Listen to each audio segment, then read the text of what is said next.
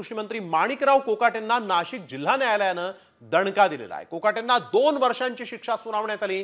माणिकराव कोकाटेंना 1995 साली कागदपत्र फेरफार आणि फसवणुकी प्रकरणी 2 वर्षांचा कारावास आणि 50,000चा दंड ठोठावण्यात आला आणि त्यामुळे आता कोकाटेंची मंत्रिपदासह आमदारकी देखील जाण्याची शक्यता आहे। मात्र या प्रकरणात कोकाटेंना जामीन मिळालेला आहे।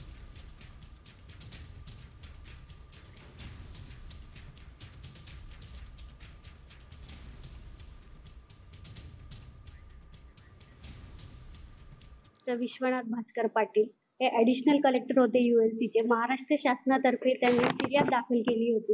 हे जे गव्हर्नमेंटचे 10% रिझर्व्ह कोट्यातले मुख्यमंत्री निधीतले जे फ्लॅट्स असतात, ते फ्लॅट्स हे दोघं भावांनी की कमी उत्पन्न आहे आमचं, मी वकिली व्यवसाय करतो, की माझ्याकडे तेवढं आणि घर नाहीये मला विशेष म्हणजे, हे असं सांगून तसे ॲफिडेव्हिट्स वगैरे देऊन तसं हे करून ते फ्लॅट्स ते निर्माण व्ह्यू अपार्टमेंट आहे जी कॅनडा कॉर्नरला तिथे घेतलेले होते।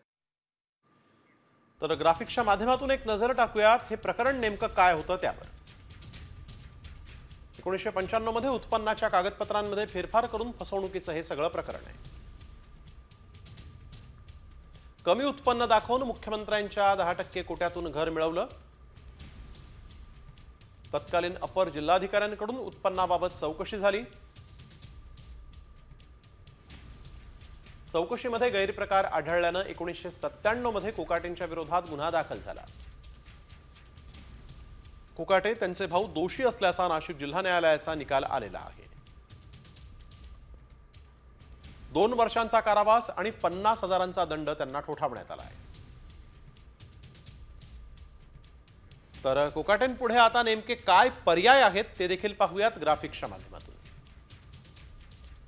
2 वर्ष किंवा त्याहून अधिक शिक्षा झाल्यास आमदारकी रद्द होते। जिल्हा न्यायालयाच्या निकालाला हायकोर्टात आव्हान देता येणार।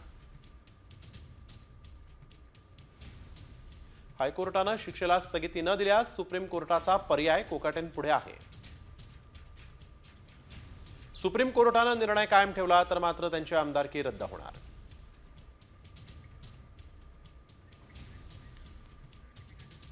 तर नैतिकता असेल तर माणिकराव कोकाटेंनी राजीनामा द्यावा।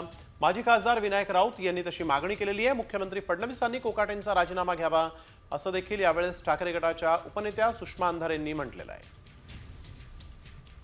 माणिकराव कोकाटेंच्या संबंधाने जर आज निकाल लागला असेल तर निश्चितपणे माणिकराव कोकाटेंचा राजीनामा व्हायला हवा। पण राजीनामा घ्यायचा कोणी? तर राजीनामा घेण्याची सगळी जबाबदारी आहे ती मुख्यमंत्री म्हणून देवेंद्र फडणवीसांची। मात्र मंत्रिमंडळात सामावून घेण्याचा निर्णय किंवा मंत्रिमंडळातून बाहेर काढताना त्याचा राजीनामा घेण्याचा अधिकार ज्या मुख्यमंत्री म्हणून फडणवीसांना आहे, त्या फडणवीसांना मात्र कायम एका सेफ झोनमध्ये ठेवण्याचा प्रयत्न केला जातो।